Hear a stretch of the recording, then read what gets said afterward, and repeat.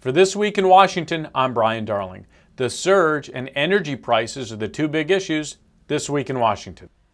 16 months ago, Senate Majority Leader Harry Reid said that the surge in Iraq is not accomplishing anything. Today, there is almost unanimous agreement that the surge has been a tremendous success. It seems, though, that Senator Obama is following Reid's 16-month-old playbook by refusing to acknowledge the surge was a proper strategy. The success of the surge has given the Iraqis hope that they will have a stable and independent country in relatively short order. Here's hoping that Obama heeds the advice of General David Petraeus and Ambassador Ryan Crocker. A 16-month timetable for withdrawal could jeopardize progress in Iraq, putting Iraq back to the brink of civil war.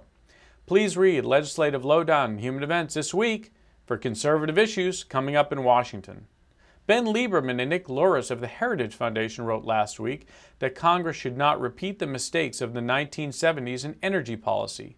There are many energy bills currently pending before Congress, and they fall into two general categories. One, those that seek to increase domestic energy supplies, and two, those that seek scapegoats and diversions instead.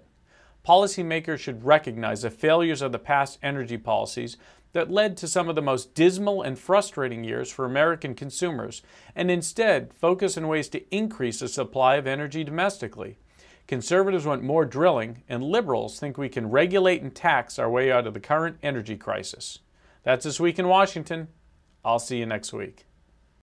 For more information, log on to heritage.org, and stay tuned next week for more news and information.